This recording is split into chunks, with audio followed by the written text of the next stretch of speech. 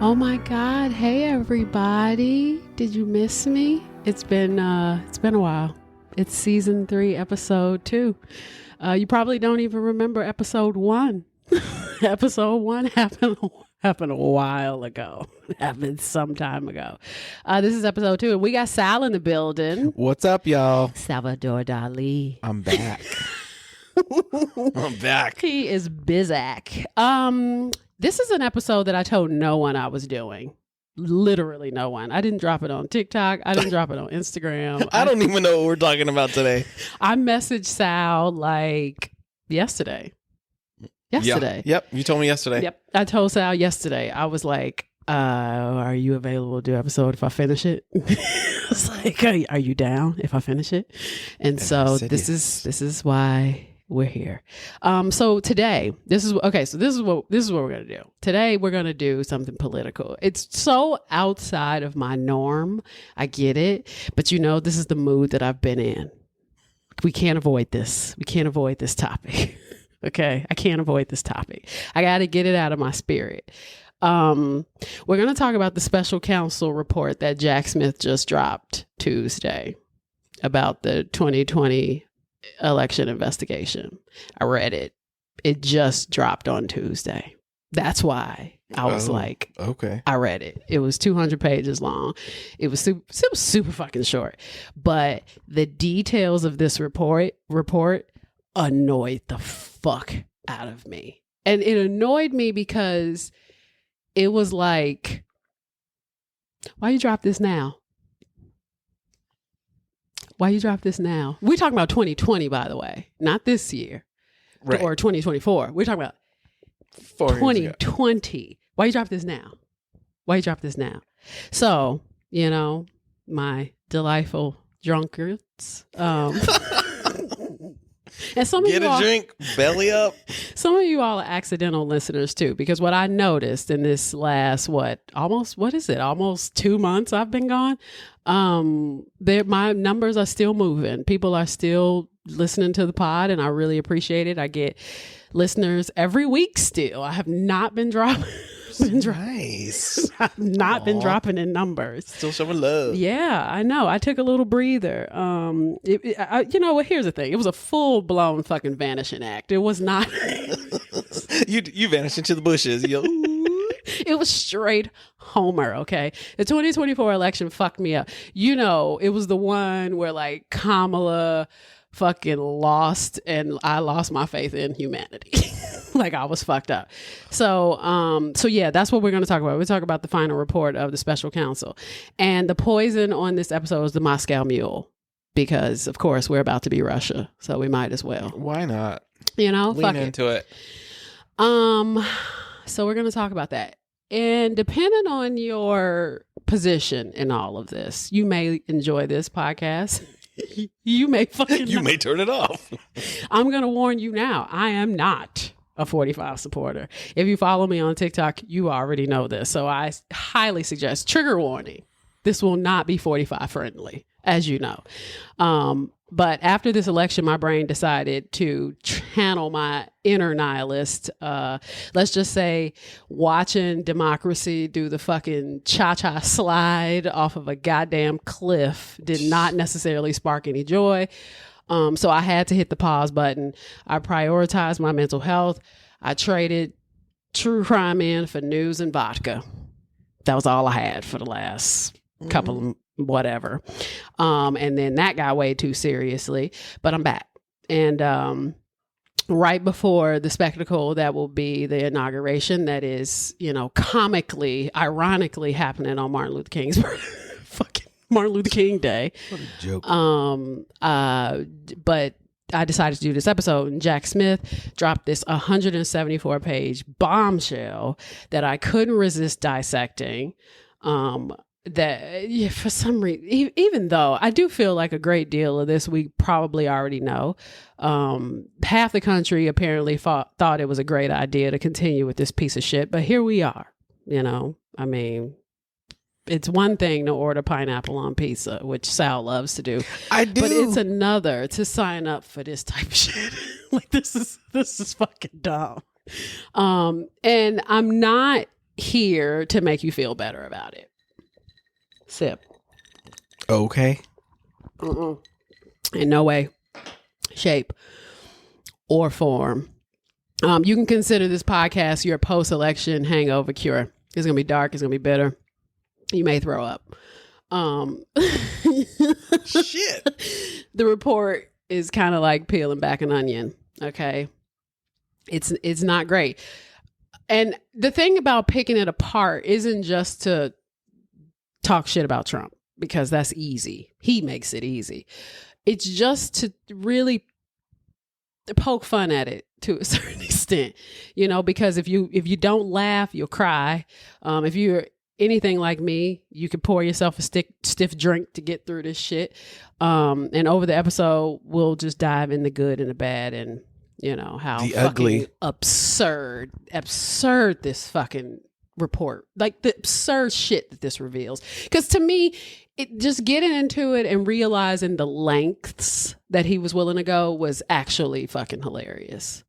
It's it shows the downright depravity, malignant narcissism that it is required. I think at the end of it, it kind of put me in a position was like, damn, what did you want again? Like, what were you trying to accomplish again? Like, I get that you wanted to be president, but like, was this just to stay out of jail? Because I kind of feel like you were going to stay out of jail anyway. Mm-hmm. Like, what exactly were you trying to do to be doing all of this? Like, this is a lot. So, yeah, spoiler alert. It's not a feel good story, but if you've learned anything, laughter is the best coping mechanism. So let's go. If you don't laugh, you'll cry. Mm-hmm. So let's poke at this bitch. Pull up your bloomers, ladies. It's about to get real. The swear the drunk I'm not got his back, bitches. All right. Also, real quick, I'm leaving the cesspool that is Meta. I am deleting all my Instagram accounts. I cannot deal with anything that has anything to do with Mark Zuckerberg. I am absolutely sorry. I can't. No Facebook, no Instagram, no WhatsApp. You will not find me on any of those platforms. I refuse to give that curly head, curly sued bastard any more fucking money. He's an asshole. So my swear to drunk will no longer exist. I'll probably have I swear to drunk Blue Sky. If TikTok doesn't go away, I'll still be on TikTok, but we'll see. But this podcast will continue to exist, so just keep checking on that. And then I'll post whatever social media I have in the show notes so you know where to go. But Sting Like a Bee is my TikTok handle, but it's also my Blue Sky handle. So I'll try to post as much about the podcast on those two, but I just can't. I can't deal with Mark Zuckerberg. He's an absolute piece of shit, in my opinion. So we'll start from the beginning. Now, Mr. Jack Smith, part of me wanted to call this the Jack Shit report, and then I felt like that was mean because he's a nice man. He seems like he's a lovely man. Damn. I felt like... Way to start. Damn. Sorry. I wanted to call him a piece of shit, but then he's really nice. You see what type of time I'm on. I am... Shoot. It's been a while. I'm sorry. I'll lighten up. Jack Lumen Smith, by the way. Isn't that Lumen? Like human, though. Which is crazy. It's Luman. I didn't look up to see what that meant. He was born June 5th, 1969 in a suburb of Syracuse. Now, he graduated from Liverpool High School and he studied political science at the State University of New York. I don't know how to pronounce this. Oneonta, New York? Oneonta.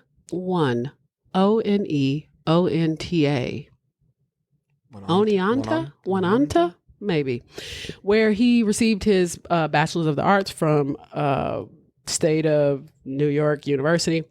He got his Juris Doctor from Harvard Law, cum laude. Okay. Now he's a prosecutor. He's used to handling war crimes, high profile investigations, like obviously corruption. He became an assistant DA in Manhattan. He then worked for the DOJ because where he prosecuted many high profile cases against members of Congress, and he prosecuted people for human rights violations. So he gets it. He then worked as a prosecutor in The Hague in Netherlands. He also oversaw investigations in Kosovo. He's that guy. Wow, okay. he's been around. He moved on to the Eastern District of New York, where he took on leadership roles such as chief of criminal litigation, where he handled gangs, financial fraud, and corruption. So the man has been working. And that's just a little bit about his background. Now let's fast forward all the way to January 7th, 2025. Okay, just this year, just last week. Jack Smith hand-delivered a letter to Merrick Garland, who is the Attorney General of the United States, in regards to his final report of the special counsel investigation of the former President Donald J. Trump. 2 separate criminal investigations. Now, these criminal investigations were by the Department of Justice for interfering in the peaceful transfer of power following the 2020 presidential election and the possession of highly classified documents at Mar-a-Lago. If I don't know if you remember when he kept all them documents in his bathroom. Where they found the files in the toilet. Following his presidency. Now, first, let me tell you how this generally happens. A special counsel is appointed to investigate and potentially prosecute matters where a conflict of interest prevents regular Justice Department prosecutors from handling a case impartially. So the public interest requires a level of independence. That's why they hire special counsels. So the Attorney General or the acting Attorney General, where the AG is like recused or decides if a special counsel is warranted. The criteria is specifically based on the severity. So they're like, okay, we need somebody who can do this and do this independently. The special counsel is usually chosen from outside the federal government to ensure independence. The appointee must be a lawyer of unimpeachable integrity with experience in criminal investigation and in prosecution. That's the requirement. The Attorney General issues an order of appointment defining, the scope of the special counsel's investigation, the jurisdiction, and the authority to investigate specific federal crimes. Now, the special counsel operates with a degree of independence, but is still accountable to the Attorney General, obviously. But they must comply with the Department of Justice policies because obviously they're being hired by the Department of Justice. So he basically is outsourced by our government, so they're non-biased. Mm-hmm. Gotcha. Yeah.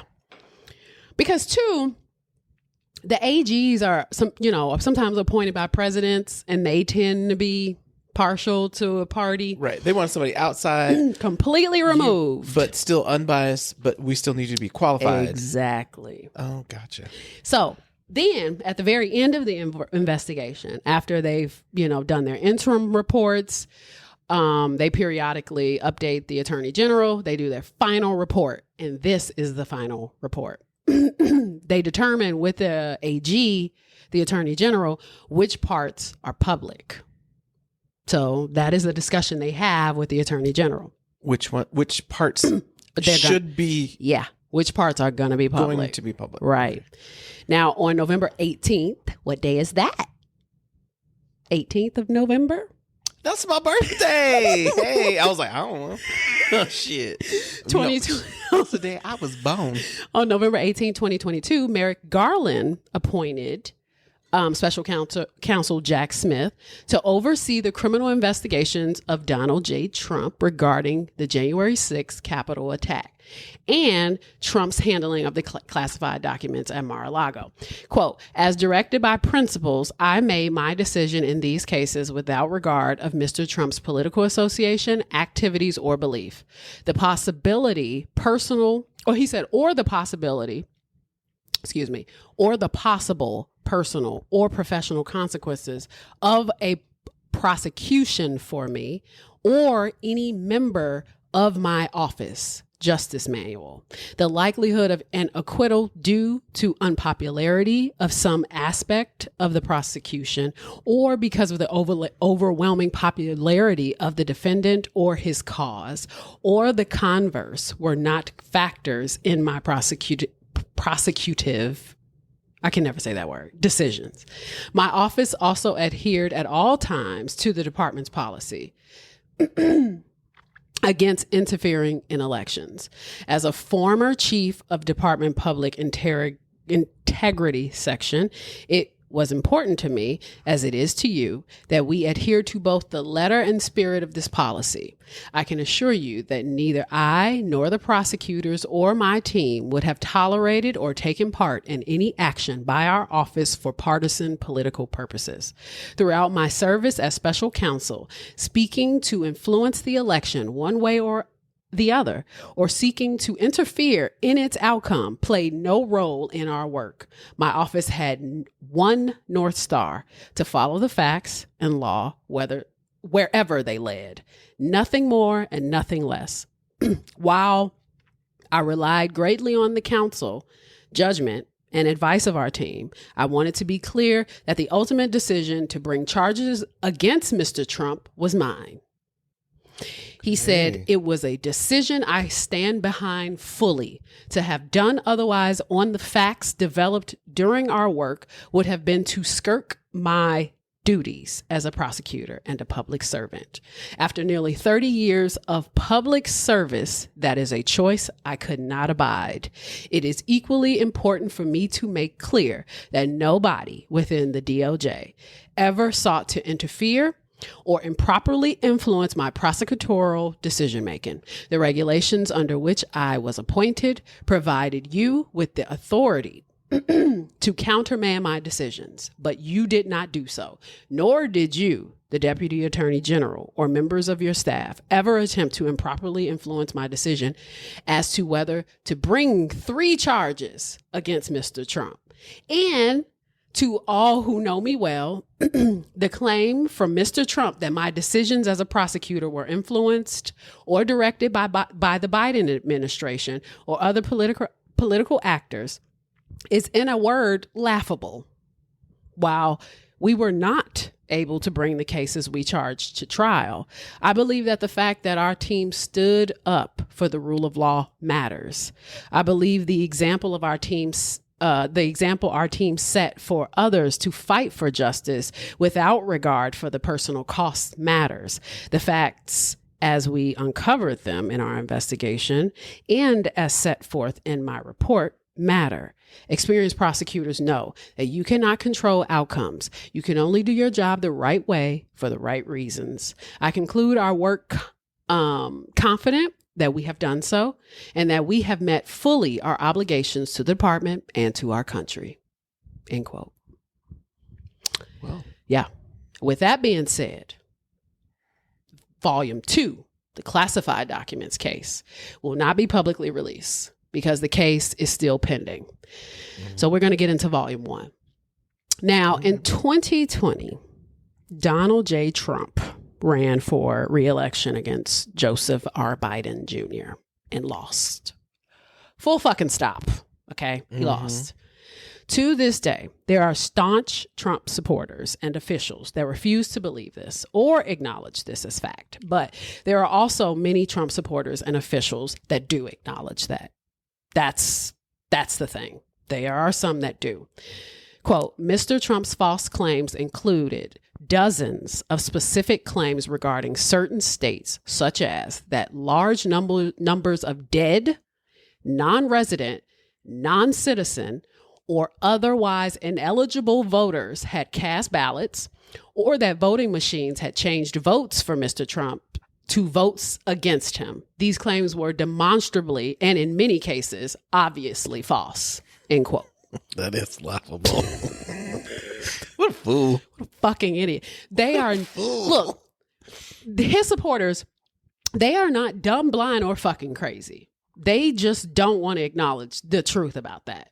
And anyway, from that moment on, Trump and his fucking co-conspirators proceeded to spend the next several weeks attempting to challenge and manipulate the election results.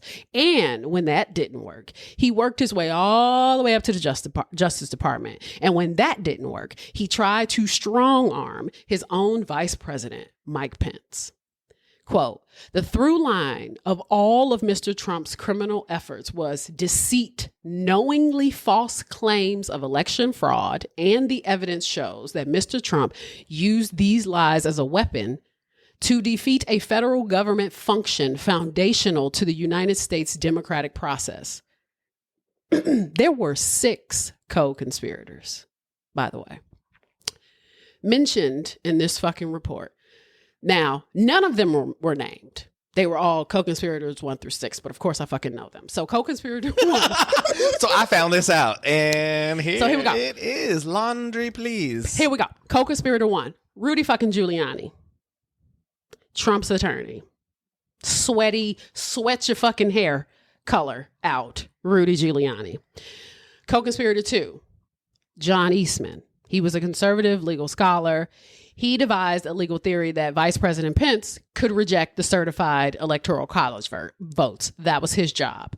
Co-conspirator 3 was Sidney Powell. He was another Trump attorney. He was one who created a bunch of conspiracy theories about election fraud and claimed that the Dominion voting systems, were fraudulent. Then there was co-conspirator 4, Jeffrey Clark, who was actually a Department of Justice official who tried to use the department to cast doubt on the election results and drafted a letter to the states encouraging them to appoint alternate electors. Co-conspirator 5, Kenneth Chesebro. This motherfucker was really, really corrupt. He was a pro-Trump attorney who tried to promote fake electors. Then there was co-conspirator 6, who was an unknown public relations consultant who started spreading false claims and helping coordinate fake electors. So that is where this all started. Now, while Trump was doing all this motherfucking lying to the American public, and this is what's crazy about this report too, the lying started early. This is what's brilliant about Trump, actually. Trump started pretty early on with the lies. He's very manipulative. It's kind of like when Well, he bamboozled a whole nation, so yes, he's facts. Good at that. Yeah, he bamboozled. He's a cult leader. What he was able to do was that he started very early on, like sowing those seeds of doubt. And people, and I don't know if it was like just online because I'm not a part of like those weird groups, but he had enough people in his organization that were willing to lie on his behalf as well, even though he knew they were also untrue. He knew that they were untrue, but he knew he had enough people to say that shit to that would believe him and to spread the lie for him to other platforms that it would just spread like wildfire. So, that's fucked up. But he knew. I've said this to you time and time again. It's like being in high school and he wants to be popular. And everybody that wants to know him is willing to do shit for him. So he tells them to do it. Yeah. It's like Regina King, like in Mean Girls. Like she'd be like, on Tuesdays we wear Regina pink. George. Regina George. Yeah. She tells. I said Regina King. Yeah. I just saw her on an episode of oh God. She was just on an episode of what was I just watching? Anyway, she was on there. She was literally on there. That's funny. Her Her it's like sister's actually a friend of the family. That's funny. That's funny. oh. Mm-hmm. Damn. I know. You said damn. Yeah, real sad. No, it's like you'd be like, well, I'm going to tell you, I want you to say this. I want you to say this. I want you to say this. And in return, you have to be my friend. Mm-hmm. And be like, okay. Duh. Sure. And that's the thing too, is like he knows he's lying, but they don't know that he knows that he's lying. They think that he thinks that it's true for a period. Right. And oh, by the way, if you do that for me, you get to come to my birthday party. Mm-hmm. You get to come to my birthday party. Yes, absolutely. Birthday You're party 100% meaning right. Mar-a-Lago. That's weird. Mar-a-Lago that's is weird. birthday party. That's weird. No, you're right. So he's really, somebody on TikTok said that he's literally like the Little Rascals characters in The Bank. When like the 2 kids in the big trench coat walking up to the teller. Yeah. Where like the kid at the bottom is fighting with the kid at the top. That's what he is. Like real life. That's funny. That's a funny visual. Shoot. Google Little Rascals, kids. Yeah.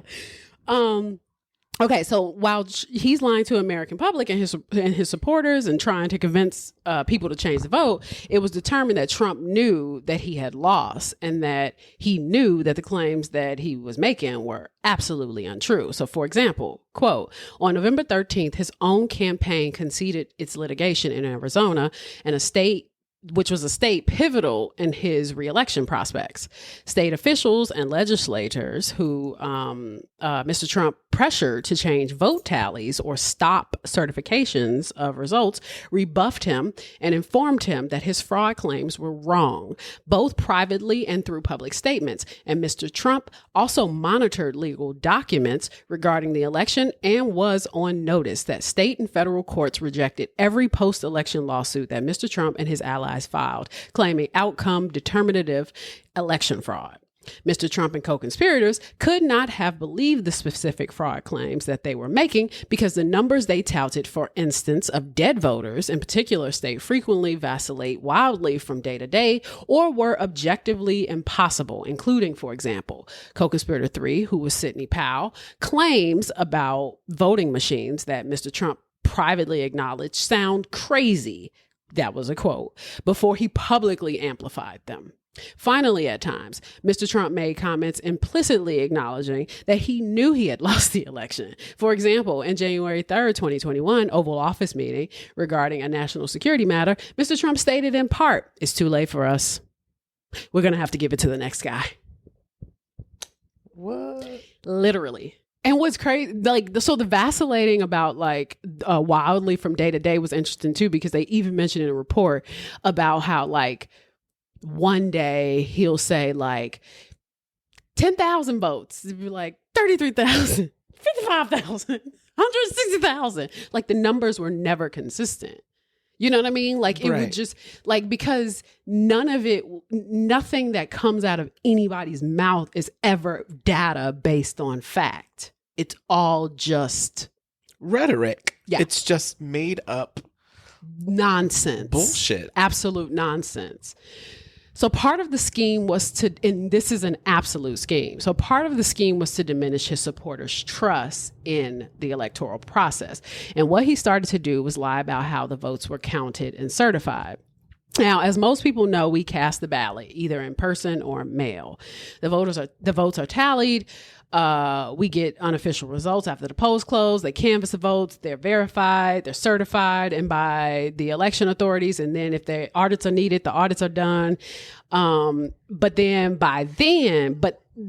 an electoral college, which needs to go the fuck away, but whatever. I was gonna ask, how do we get the ones from heaven? From the people that are dead. How do those get counted? Now, ghosts. When citizens cast votes for president, they actually are voting for a slate of electors. They pledge to that candidate. Now, each slate is allocated to a number of electors equal to the total number of representatives in Congress, which is the House and the Senate. Now, there are 538 total electoral votes, and a candidate needs 270 to win. Now, after the general election, electors meet in their respective state capitals to cast their votes for president and the vice president. And electoral votes are sent to Congress, where they are formally counted in a joint session. And then the president of the Senate, who is the vice president, presides over the process. Now, this is what happens on January 6th. Now, Trump wasted no fucking time, okay? He started this immediately after the election. On the 9th of November, he started making claims of election fraud. And when he asked for evidence, when he was asked for evidence, he was like, "Evidence? What's evidence? What does evidence mean?" People were like, "Okay, where's your evidence?" And then they would just not receive any. So then in Pennsylvania, the chairman of the Republican Party, his name was Lawrence Tabas. None of these people are named. I had to find all of them. I was like, of course I'm going to name you.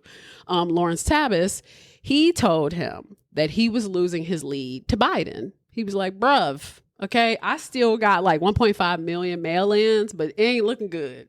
So you just gonna have to eat crow. It's fine."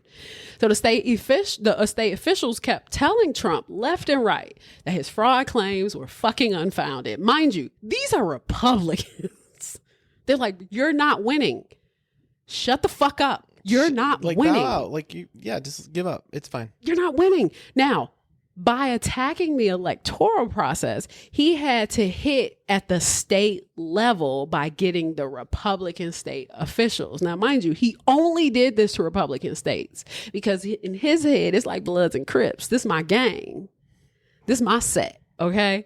He contacted the state legislators and the executives and tried to get them to ignore counts completely and change the results based on flat out fucking lies. And of course, he did this in states that he lost. So only in states that he lost. Oh my God. On November 20th, Trump invited Senate Majority Leader Mike Shirkey and Michigan House Speaker Lee Chatfield to the White House talking about election fraud with Rudy Giuliani on the phone. And they told him, you lost. You fucking lost. But not because of fraud. You lost because you underperformed with educated females. He did not like that as a fucking answer. He didn't.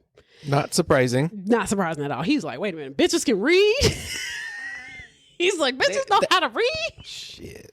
And back in my day, bitches didn't know how to read. He hated that response.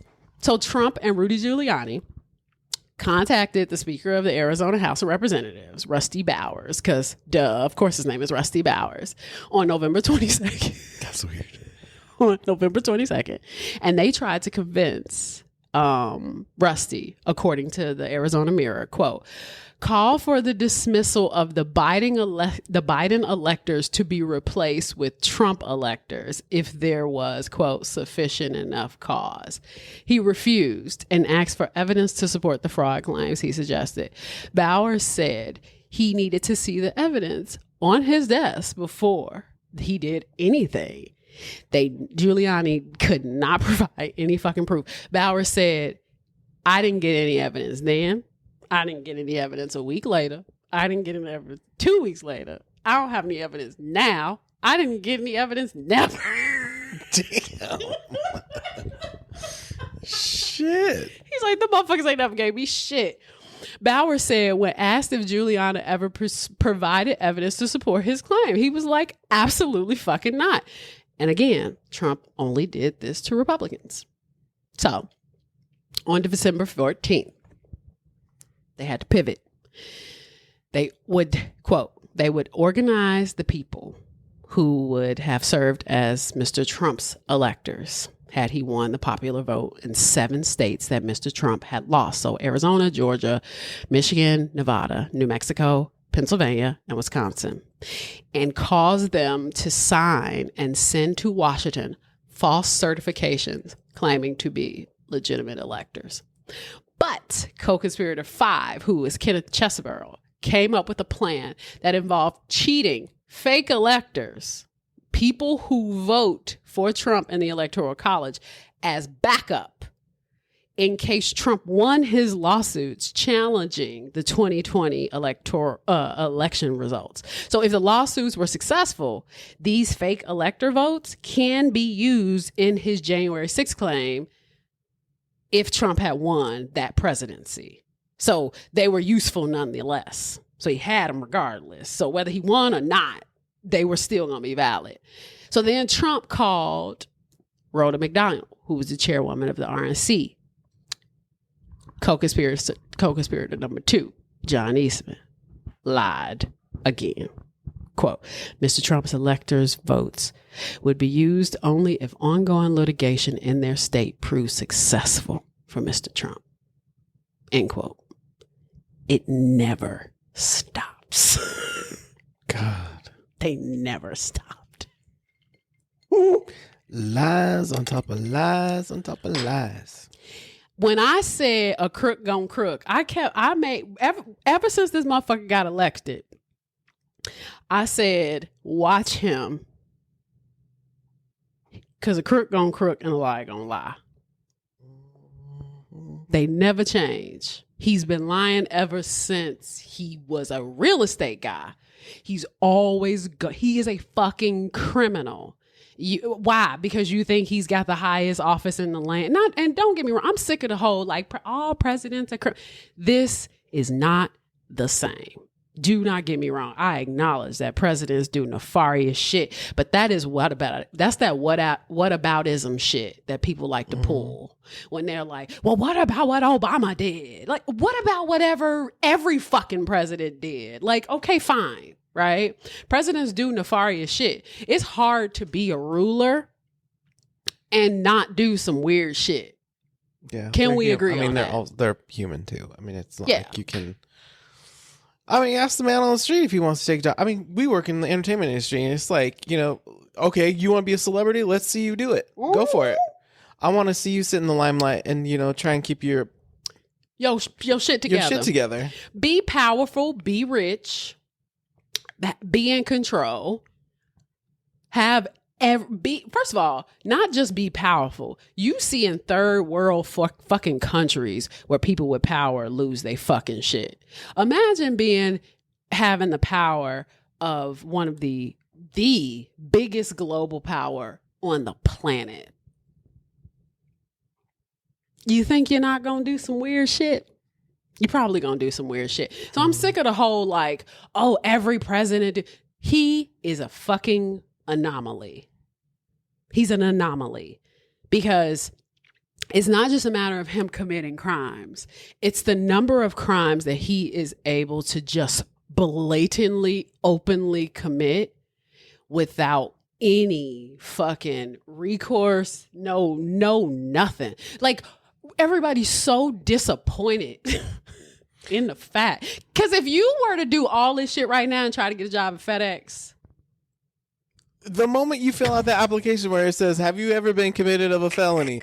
And it says, if you say, okay, please explain yourself. You know that application is in the garbage. Denied.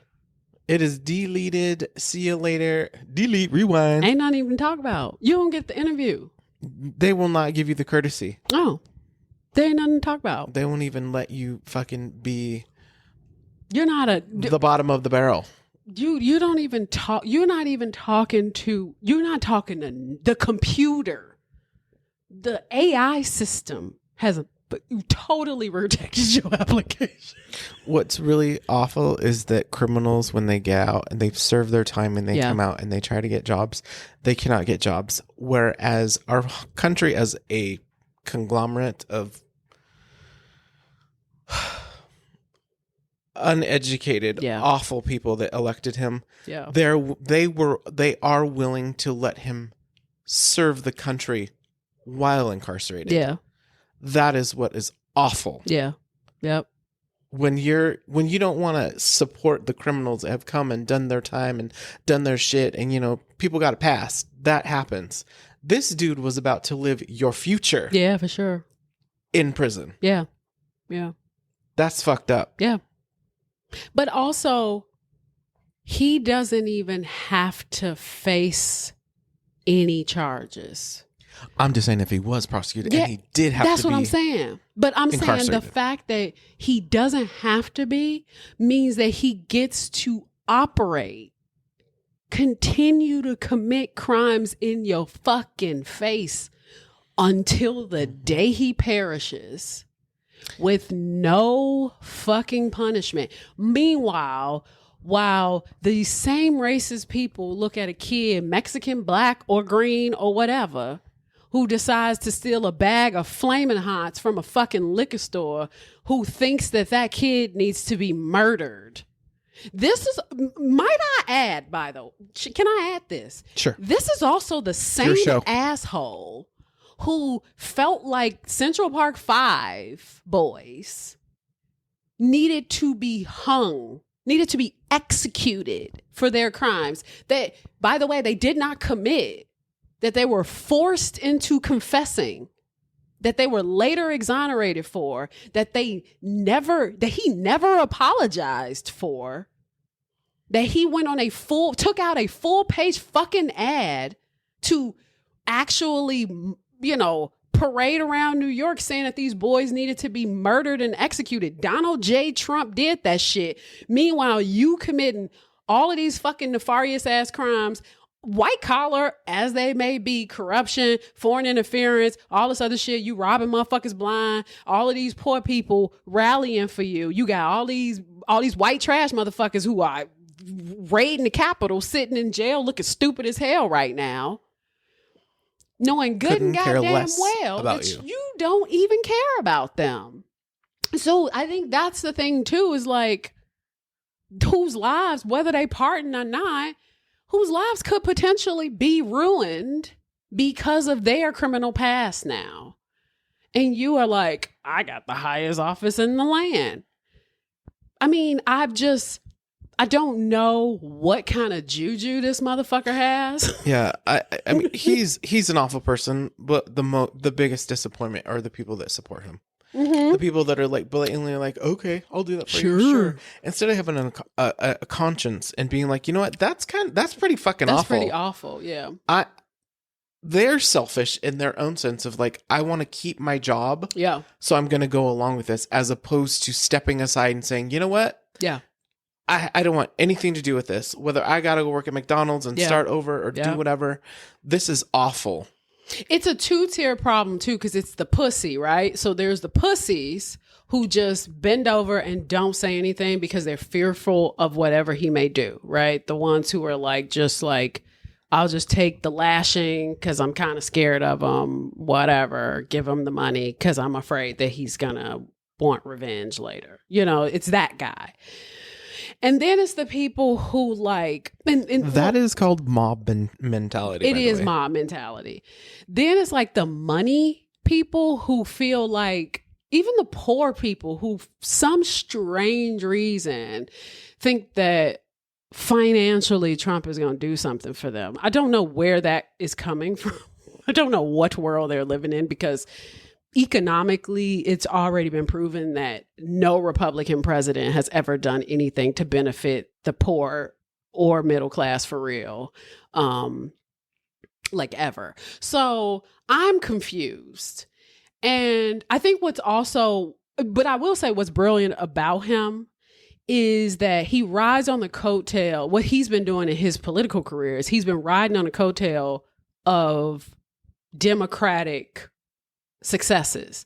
So like when the COVID check that he signed, I watched this video where somebody talked about how Trump is a good communicator, in that marketer, as in marketing, because I mean, one, he's built this entire career branding shit that he didn't make or whatever, right? He licensed his name on everything. But the COVID check, which presidents don't sign checks in the purse is handled by like the House or some shit. Right. He physically signed that check to manipulate the people into thinking that COVID check came from him. So when it was time for re-election, when people were at their worst, and people were thinking about, they lost their jobs and they're in the middle of a pandemic and they're this and they're that. And they're thinking about when they received that check, what signature was on that fucking check? The COVID check. It was Donald J. Trump's signature. He understands the mark.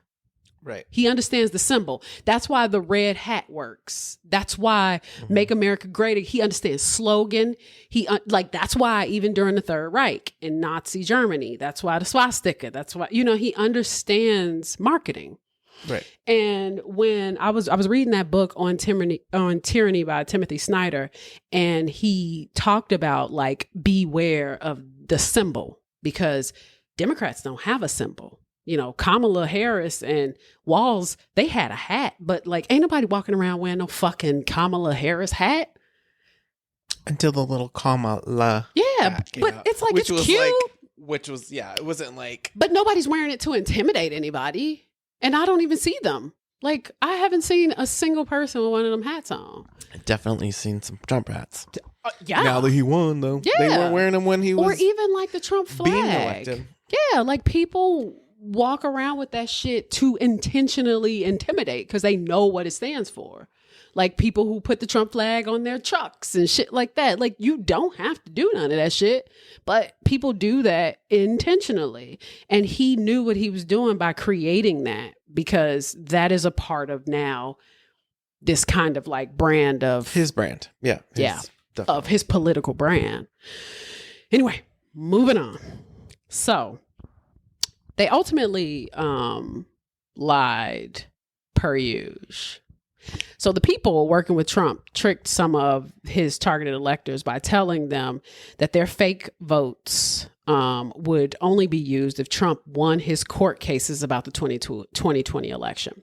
They hid the real plan, which was to use those votes even if the lawsuits fail. And many electors wouldn't have agreed if they knew the full truth in some states.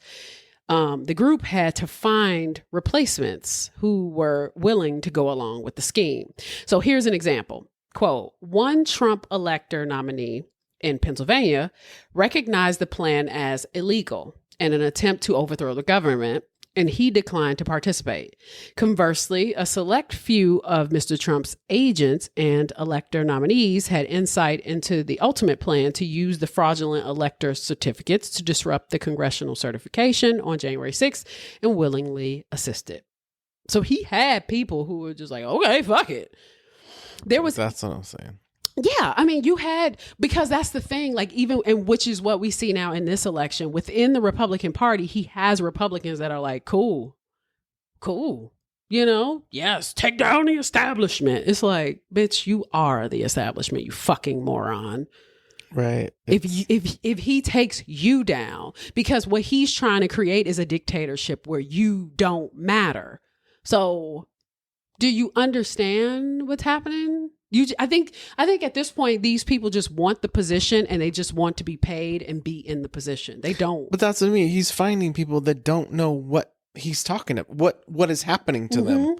You know, you get the dumb people to take the jobs to do what you want them to do. Yeah. Yeah.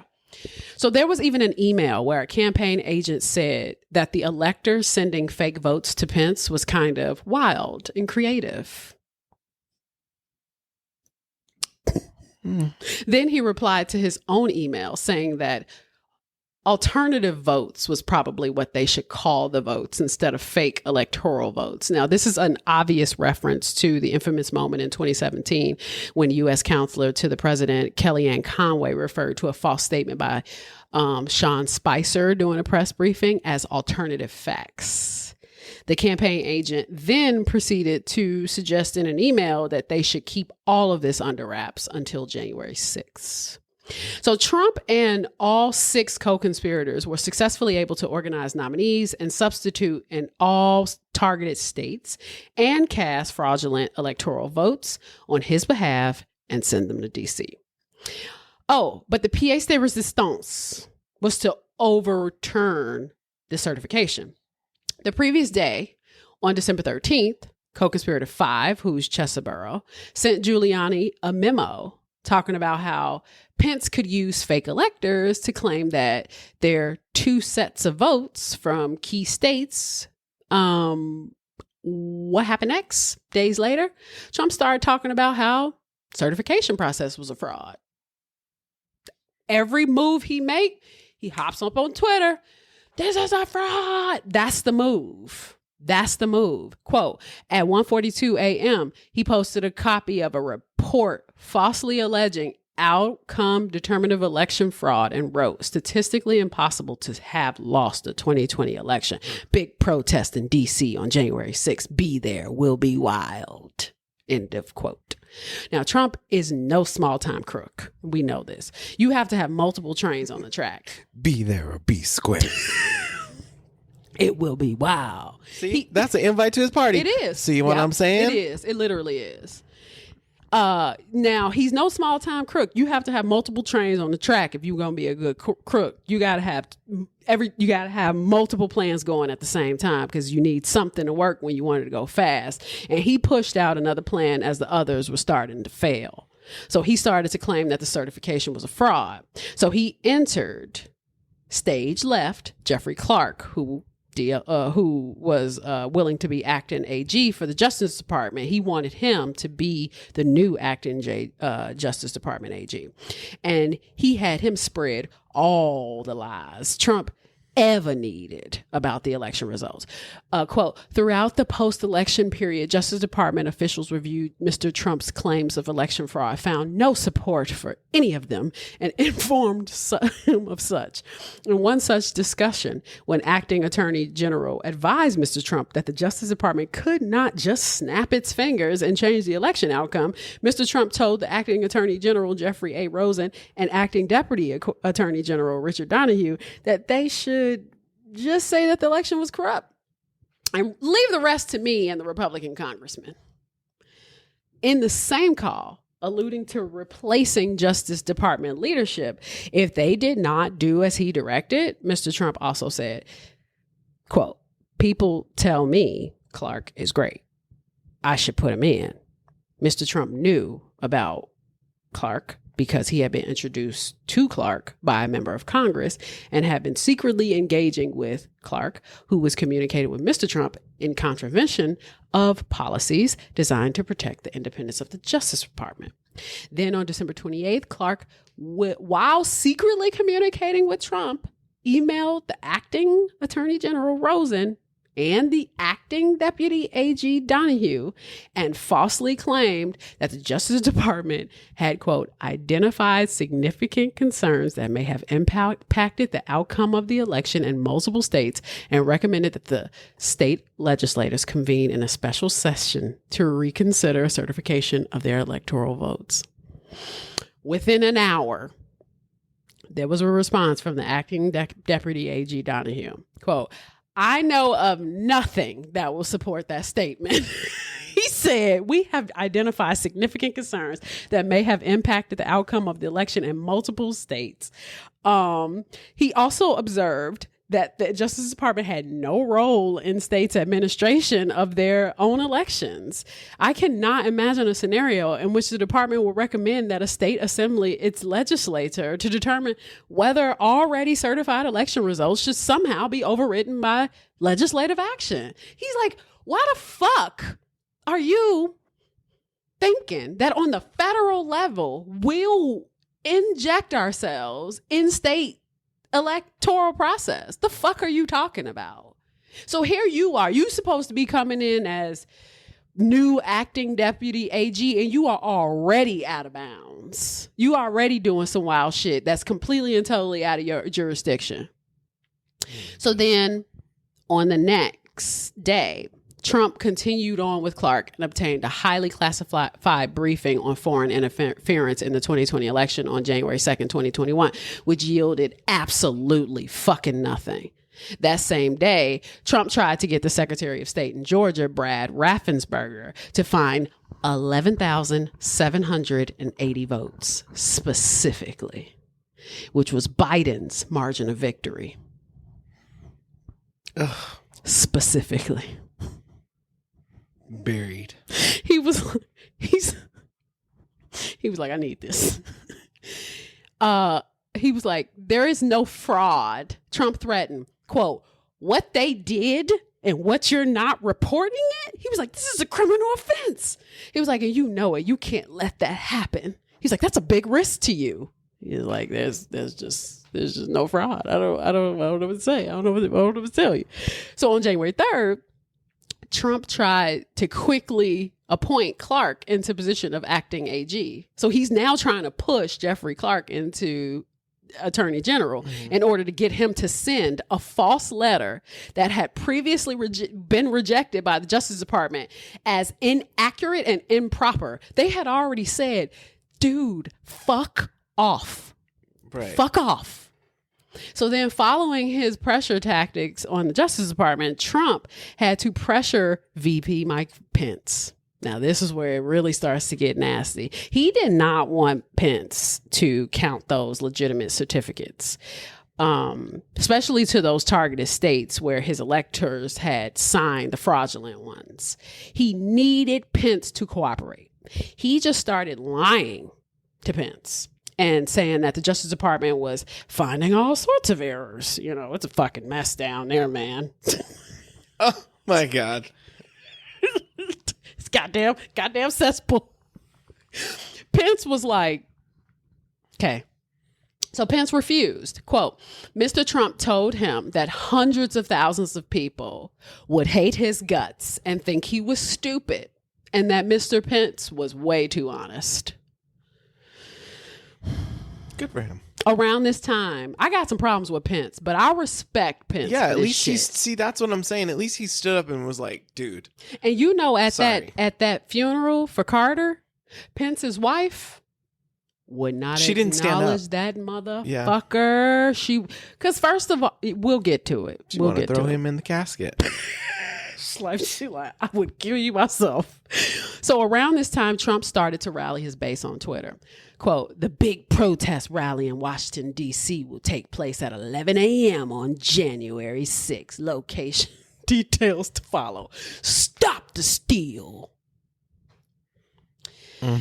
If you want to see visuals of that dumb shit, there's a Stop the Steal documentary on HBO. It is so annoying. I watched it over the Christmas break and it reminded me, because watching the insurrection in real time was so alarming. When I watched because of course I was excited for Biden's win. I mean, you were at home in January. I don't think I was right? back yet. No. And I walked down to Michigan Avenue because everybody was going down to Trump Tower. Everybody wanted to take a picture and do middle fingers to the building. Were you down? No. But there was one time where we walked and there was like some shit going. Yeah. But that was Wait, warmer that was weather summer. though. Was it after that? Like the What would that have spring been? after that, maybe? What would that have been then? We were walking to go somewhere and we passed Yeah, what would the that bridge have been then? and there was like I know, because that was when we went to. people were in the streets. Like yeah, they we were went to all- Shaw's. I can't remember what that was. Was that not when Trump lost? I don't even. Well, it could have been November. It could have been November, because it still would have been possibly slightly. I mean, it would have been fall. It just may not have been January. So maybe I'm Right. still thinking of Right. November then. Mhm. But I watched the Stop the Steal documentary, Mhm. and also that was like during the height of the pandemic too. And I remember being home, and I remember like that first moment of like, did the motherfuckers just break into? Is he busting out a window? Because I remember them walking up to the Capitol, but the guttural reaction of like, oh my God, they are breaking into the Capitol. Like, I had never seen anything like that. That was fucking nuts. And so the documentary is phenomenal, but it is very, I'm not gonna lie, it's actually a little triggering to watch, because it just reminds you of that time, because we were in the height of a pandemic. There was so much going on. People were actually really afraid to leave the house. So to see so many people all together like that, acting like that too, was just like a lot. To see that girl get shot again, and like that guy who got that one officer that got killed, it was just fucking dumb. And even seeing like all of those like Congress people running for their lives like that, I was like, this is just too much. Like, y'all just fucking animals. They're ridiculous. It was stupid. It was just dumb. It's unnecessary. So, but in the report too, he has pictures of it, and it was just like, this is a lot. They smeared shit all over the. They were talking about people shitting in there. Like, that was a part of it. Such like animals. People, yeah, like you took a shit in the building. Like, the fuck. So Trump tried to meet with Pence and John Eastman on the 4th to convince him again. He was like, you could just reject them outright. Then he told him, that denying Mr. Biden, that would deny basically Mr. Biden an electoral majority, and likely sending the selection of the president to the House of Representatives, where fellow Republicans controlled the majority of the state delegation. Or he could send the slates to the targeted states so they can choose which ones to count. So, quote, affording Republican-controlled legislators the opportunity to reject Mr. Biden's electors and replace them with Trump's. So Pence simply made it clear that he didn't have the power, the authority to return electoral votes to the states. And I think Pence was just being nice too, because he just really didn't know how to answer this request. He thought it was ridiculous, outlandish, and he was kind of being... Nobody's ever asked me this before, so I don't even know how to answer you. How this works. But two, he was kind of being accosted by Trump and John Eastman. And so like Trump was like, well, okay, well then I like the other thing better. And the other thing that he was referring to was just rejecting the electoral votes altogether.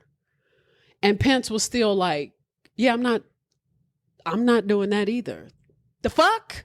Pence is just like I'm not doing none of this shit. Like he's pulling the wool away from his eyes, being like, wait, I'm not doing none of this shit.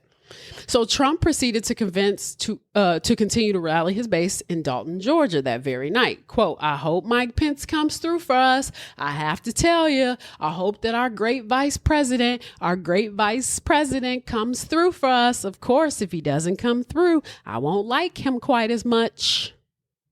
This is what he's saying to these psychos in Georgia. So next day, he tried talking to him again. Now, this is on the 5th. Mike Pence wasn't with it. Like Trump told him he'd have to publicly criticize him. I guess I got to publicly criticize you. Got to make fun of you at the rally in high school. If you don't do it, I'm going to pull your pants down. Show everybody your wee-wee. Mm-hmm. But he didn't. He is obsessed with penis, so he probably would do that. But anyway. But he didn't. What he did was he just said, the vice president and I totally agree. The vice president has the power to act. You see what he did there? He basically pulled his card. He made a promise that vice president didn't make. So he's basically like putting him on Front Street to see if he'll act on it. If it appears as though Vice President Pence said that he would do it. It's so fucking manipulative. But the thing is, sir, your ego works that way. Mike Pence's ego don't work that way. He still said, fuck it. Yeah. Trump would probably feel emboldened to act because everybody knows now that Trump, he said, you just told everybody I'd do it, so I guess I gotta do it now. But who said Mike Pence operated? Clearly, Mike Pence is a lot of things. Yeah, he's a closeted homosexual. Yeah, he's a Christian psycho. Yeah, he's a lot of things. But he's clearly a grown fucking adult with his own thoughts. Yeah, he still has his own human thoughts. He's a human. He's still thinking. Yeah. This is wrong. So morality. Exactly. So now here we are, January 6th. And I'm not going to get in the weeds on that because I just can't. But then on January 6th, it all came to a head at around 1 a.m. on the morning of January 6th. Trump tweeted, because he tweets in the middle of the fucking night. I'm like, motherfucker, do you go to bed? If Vice President Mike Pence, he tags him, comes through for us, we will win the presidency. Many states will want to decertify them. I just hate this man. Many states will want to decertify the mistake they made in certifying incorrect and even fraudulent numbers in a process not approved by their legislator, which it must be. Mike can send it back. Just before he left the White House to give his speech at the Ellipse, Mr. Trump phoned Mr. Pence one last time. And when Mr. Pence told Mr. Trump that he planned to issue a public statement making clear that he lacked the authority to do what Mr. Trump wanted, Mr. Trump expressed anger at him. He then directed staffers to reinsert into his planned Ellipse speech some language that he had drafted earlier targeting Mike Pence. Now, Trump continued to lie regarding dead voters, non-citizen voters, and vote dumps. And he even told new lies. He started talking about states wanting to change the electors and that Mike Pence had the authority, that he might be persuaded, that he could change the electoral results. He was literally getting to the point where he was like, I'm running out of options. Like, I got to start making shit up. He started being straight and improvising. Quote, the lie regarding Mike Pence was particularly deceptive because Mr. Trump knew what his supporters in the crowd did not. That Mr. Pence had just told him in no uncertain terms that he would not do what Trump was demanding. Mr. Trump told the crowd, a crowd of his supporters, that he had remarked to advisors the night before, was angry that the election had been stolen and the country would no longer exist if this purported crime were not stopped, and that the discovery of fraud licensed them to go by very different rules. He also told the angry crowd that if you don't fight like hell, you're not going to have a country anymore. Certification started at 1 p.m. The building was breached at 2:13. Forcing the Senate into recess, Trump had returned to the White House at 1:30. He watched it all on TV in the Oval Office dining room. Quote, then at 2:24, sitting alone, Mr. Trump issued a tweet attacking Mr. Pence and fueling the riot. Mike Pence didn't have the courage to do what should have been done to protect the country and our Constitution, giving states a chance to certify a corrected set of facts, not the fraudulent or incorrect one, which they were asked to previously certify. USA demands the truth. It's a fucking asshole. My God. 1 minute later, the Secret Service forced Mike Pence to evacuate to a secure location. When Trump received the news, what did he say? So what? Trump tweeted that all of it was peaceful. And at around 2:38 p.m. and at 3:30, he pretended to call off his dogs. Pretended. Please support our Capitol Police and law enforcement. They are truly on our side. Wow. Stay peaceful. This motherfucker don't give a fuck about nobody. I'm asking for everyone at the U.S. Capitol will remain peaceful. No violence. Remember, we are a party of law and order. Respect the law. Our great men and women in blue. Thank you. At 4:17, he tweeted a video message asking his supporters to leave the Capitol, still claiming that the election was stolen. That was 2 hours later. So we had an election that was stolen from us, a landslide election. These are the things and events that happen when a sacred landslide election victory is so unceremoniously and viciously stripped away from great patriots. I can't stand this piece of shit. At 6:01, Trump tried to reach two senators and Giuliani to get the members of Congress to delay certification again. On January 7th at 3:41 a.m., Pence certified the results in the middle of the fucking night to favor Biden. So that was how that ended. So what did Smith determine? Well, by the end of Smith's investigation, Smith was like, look here, this motherfucker committed all sorts of fraud. One, conspiracy to defraud the United States, not just Joe Biden, but all of the United States. This law prohibits two or more people from conspiring to interfere or obstruct the lawful functions of the United States government using trickery, deceit, or dishonest means. Period. How does this apply to Trump? Trump and his co-conspirators allegedly created schemes, period, to disrupt the certification of the election, to fake electoral plans, baseless fraudulent claims, and to undermine the election, period. Then there's the obstruction of the official proceedings. That is, of course, criminal. He was corrupt as shit. He tried to interfere, obstruct, impede on an official proceeding. January 6th certification of the electoral votes was an official proceeding.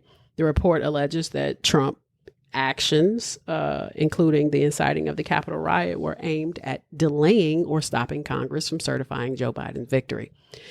Then there was the conspiracy against just rights. I mean, he tried to conspire to oppress, or he illegally conspired. He didn't try to oppress and deny individuals their constitutional right to vote. Motherfucker, those people didn't vote against. Those people didn't vote for you. You tried to change their votes. Right. Which is another reason why I'm like, what is it that his supporters don't get? Maybe they just don't know this yet. Because I mean, I just don't think they want to know this. Yeah. That's why they call them deniers. True. Facts. Yep. You try to nullify the votes of millions of Americans, and not just Americans, Republican Americans specifically. Then the special counsel, they basically were trying to consider like enough evidence to obtain a conviction beyond a reasonable doubt, because they were like, look, we get that he's president. We get it. But we kind of feel like this is something that you should probably be taken seriously. But we understand the position that you're in, but we can't deny, like he said in his letter, we cannot deny what's happening here. You can't look at all the facts and be like, oh, but it's fine. You know what I mean? Like, you cannot be, like he said in the beginning, I cannot, in good faith, as a prosecutor, 30 years of fighting fucking crime, or not even fighting crime, but, well, technically fighting crime, but yeah, being a legal professional. Yeah. I can't, in good faith, look at all of this data and be like, he good. But it's really not my job to move forward beyond what I just did. Yeah, I need to gather the facts, and these are the facts. That's all I got to do. These are the fucking facts, and it is really up to them to decide whether or not they want to proceed with anything else. I personally feel like they should. I was talking about this earlier today because I was like, I think what pisses me off is the fact that you are willing to create the precedent of, oh, we can't proceed with criminal charges as far as like, oh, Trump going to jail, right? Because we don't want the idea of like a sitting president or former president going to jail because of all of this, even though we know it's criminal, right?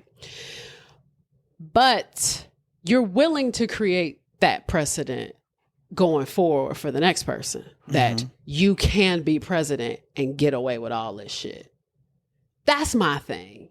Because now that just means that even with all this evidence, all this knowledge of wrongdoing, all this illegal planning,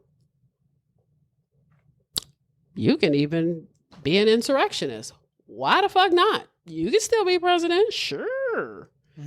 The fact that there is no political accountability with all of this, these are not fucking allegations. These aren't allegations. He tweets chronically. His internet footprint is like that of a fucking teenager. Yeah, he's. So there's no. He doesn't care. He doesn't care. There's no caring of. And, you know, the investigation faced many legal obstacles. The Supreme Court ruled Trump was immune from prosecution for certain actions taken while he was president.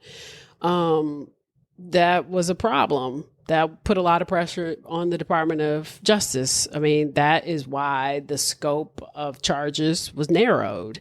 The policy on sitting presidents, him being reelected in 2024, which vomit.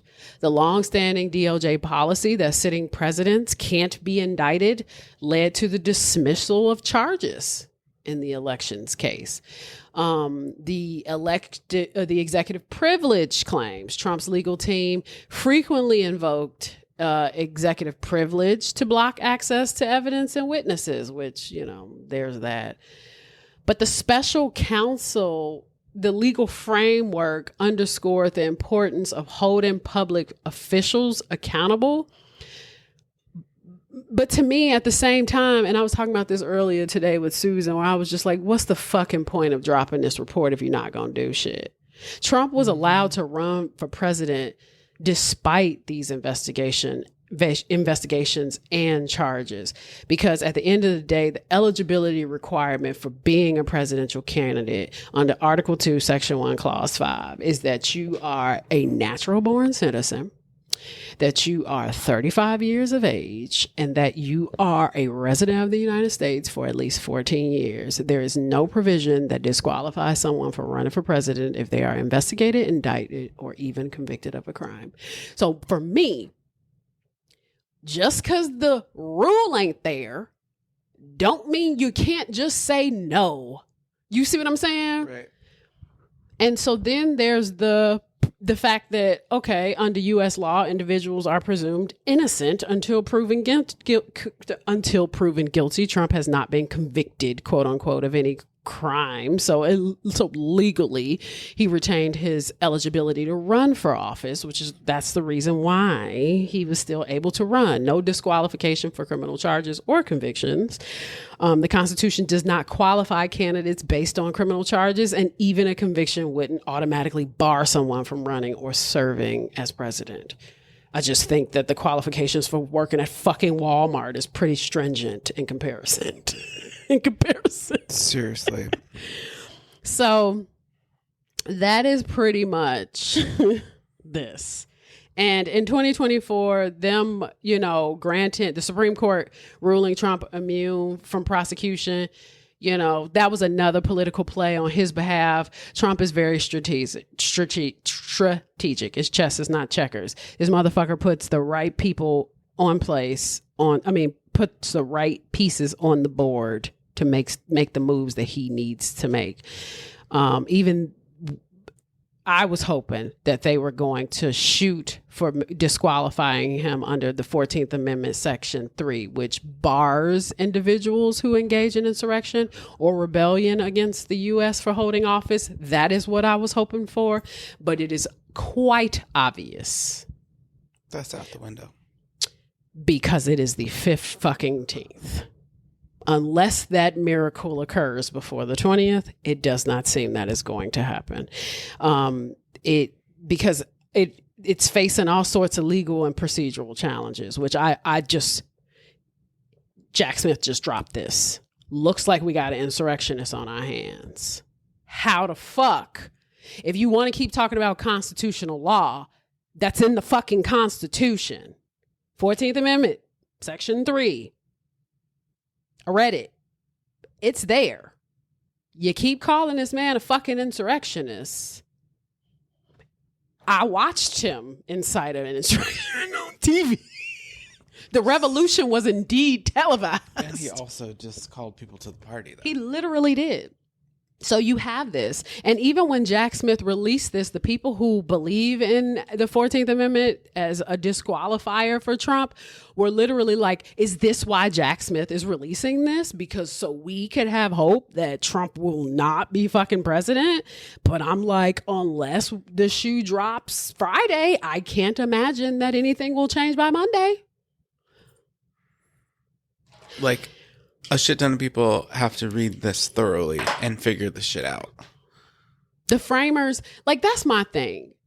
When the Constitution was created, yes, you had your main amendments, and then they added them along the way. They added more and more and more. That's the way it's supposed to be. As society changes, you keep adding them. You learn time and time again that, okay, motherfuckers doing shit a little different. We need to move. We need to adjust. You added this for a reason. You adjust these things for a reason. You even had someone, a politician, who from the very beginning, from the impeachment cases, from the Russian interference, which they constantly talk about these. I'm like, why the fuck do Russians and Iran and all these foreign motherfuckers who are dictators and oligarchs, why do they want him to be president so bad? Because they don't want Kamala to be president. They didn't want Biden to be president. Why do they want him to be president? And why do we got to deal with this misery? Because of this motherfucker.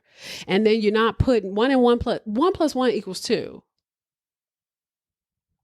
He's got some promises that he's made. That's what I'm saying. He's just got promises he made. And we got to deal with the repercussions of this shit.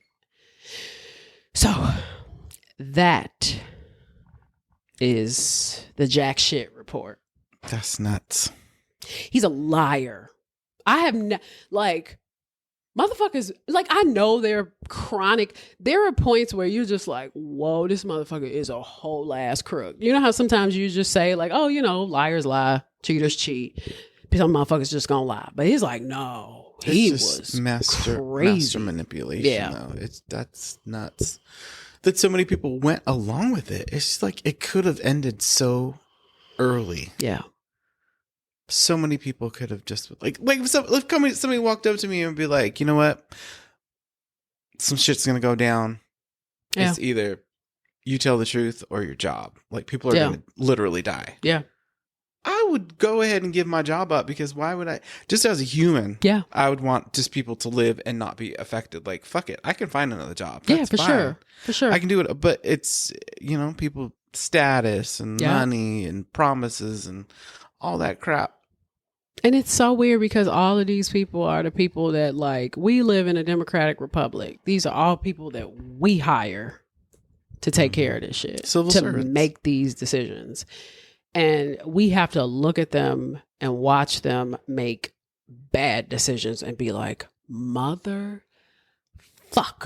You know what I mean? And I think that's the infuriating part too, is because people are like, oh, well, I hate every time I watch something on the news and they're like, call your state and local. I'm like, who the fuck is doing that? Who is answering the phone? Who is answering this phone?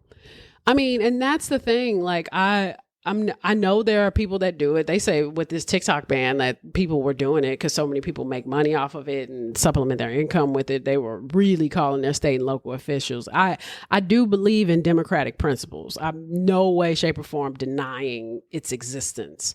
But what I can't, because I'm very optimistic, and I think that's what even people were not understanding with this, is that, what people were calling people who were just like, no, I'm hoping that this works out for us, is not a delusion. It's more of just like, no, I'm hoping that the system actually fucking just works.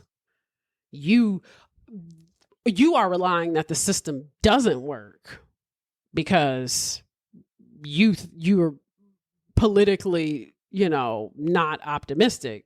You know what I'm saying? My hope is, one side is hoping that it works. The other side's hoping that there are loopholes. Yeah, exactly. So where they can get away with exactly. whatever. You're like, well. And then that other side too, that other side supporters vote, are now pivoting where they're just basically making it seem like they voted against our interests just so we could be as miserable as they are. And it's like, do you hear you? That's the most sick shit I've ever fucking heard. But I don't know. I just keep going back to this stupid, like, it's like in high school or even wherever you're at. Vote for me and you get, pizza on Friday. Yeah. And everyone's like, fuck yeah, pizza on Friday. Let's do it. I don't give a fuck who you are. Let's do it. And even if you're going to lie about. No pizza on Friday, though. But I'm saying you're going to lie about all this other stuff, whatever. But as long as we get pizza on Friday, I'm going to vote for you. Yeah. And then the moment he gets voted, it's something else. Yep. And they'd be like, well, he said he was going to get pizza on Friday, but I guess he's already here. So we got to deal with him now. And now you don't want to be the guy that's like, yep. No, I don't want you as my high school president anymore. Yeah. I want somebody else. You'd be like, well, you don't want to be that guy. Yeah, exactly. So like nobody wants to be that guy that's like, fuck this dude. Yeah, exactly. So, and then also, then there's all the other layers of like just racism and evilness of the country itself. But Yeah, that You know. target audience. Oh, yeah. I mean, he tapped into just the evilness of the country. Again, he's a marketer. He knows how to sell. Mm-hmm. He knew what worked. I mean, the motherfucker was Democrat. He voted for Kamala at some point. He donated to Kamala at some point. So I think that he just, at the beginning and end of the day, he was just trying to stay out of jail. He was just trying to make some money. That's all he's been trying to do this whole time. To him, this is all, how do I brand America? It's just another opportunity. Another business opportunity. It's just another business. It's like another building. That part didn't work. Let me do this. And I think now this version of him is vengeful. I think this version of him is much worse than the last version. Now he bought it. Now he's going to sell us for parts. Yeah, exactly. Yeah, for sure. I think this business wise. Yeah, he dug himself. And I think he's dug himself. He's dug himself into some weird, funky little holes with some awful people. Like he used to back in the day. See, back in the day, it was like mobsters. Like dirty business. Yeah, like back then he used to like fuck with some nefarious people and he realized how to deal with them, ignore them, because they're not as bad as he thought they were. Because I still wonder how the fuck he got over in Atlantic City. I'm like, mobsters have been blowing motherfuckers' brains out for decades, right? Like, decades. How did you get over on the unions like that? How? Being a public how? And I think it's a high profile shit because, you know, they always say that high profile people, especially of that caliber, because he was uber famous. Everybody knew Trump. I think when you are always out in the public, to disappear like that, he would have been like another Jimmy Hoffa or some shit. Like, I don't think anybody probably wanted to touch him. But part of me was just like, how'd you get away with that? Like, how did you get away with ripping those fucking unions off, not paying all of those people? That's crazy. He probably paid the heads of the unions. They just didn't pay the workers. That's probably what happened. Because, you know, unions are corrupt as fuck. Yeah. That's too bad. Yeah. So, well, I thank you all for joining me on this special... on this special report of special... This just in. Literally, this just dropped. Literally just dropped yesterday. Wait, what was yesterday? What's yesterday's date? Tuesday? I don't even know. Yeah, today's Wednesday. Oh my God, this report dropped Tuesday. 2 days ago. Yesterday. The 14th, yesterday. Did this drop yesterday or did it drop Monday? I'll have to double check that, but I'm pretty sure it dropped yesterday. Because today is just Wednesday. I'm pretty sure this report dropped yesterday. So, okay. Well, hear this.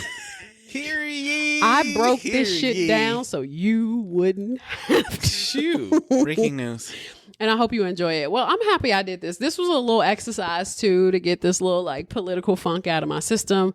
I'll come back with some true crime shit. I got some topics. I do have topics. I have the dime if you have the crime. Okay, you know what?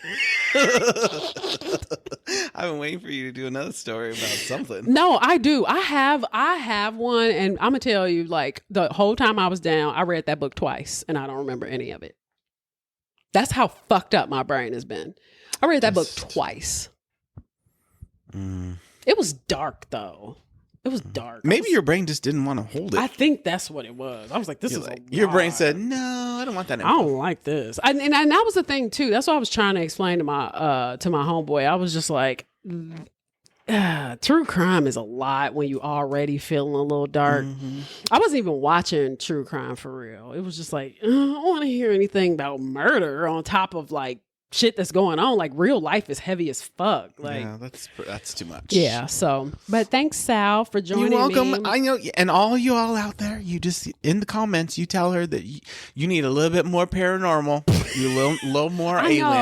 I'm a little more alien action, so I can come back. I've been watching Ancient Aliens has been my comfort. Mm-hmm. I haven't been watching much paranormal though. It's hard to find a good paranormal show, to be totally honest. That's hard. It is. But I find something believable that you'd be like, yes, but I did find a good paranormal story that I'm thinking about. Maybe two. But it's always hard to find one that I could do like in length that's like long, because they're never really that short. Like sometimes it'll be like, she was a whatever and she killed blah blah blah, and they don't have any detail on anybody, you know what I mean? Because it's always like some Victorian somebody and she melted everybody's body. Oh no. And that's the story. And that's Literally nobody knows who the fuck she killed. It's like a 5-minute story. You'd be like, well, how is that a story? I know. Part of me kind of want to do like an urban legend series with like 30-minute moments. Well, you should do that. Yeah. Or you could do like 2 stories, like one in one. Or do or like do multi in one episode. Oh yeah. Maybe I'll do that. Okay. Cool. Well, thank you, y'all. This will be the only political thing I do this season. I just need to get this out my system because it pissed me off. So, appreciate y'all. Love you, mean it. Bye. Bye.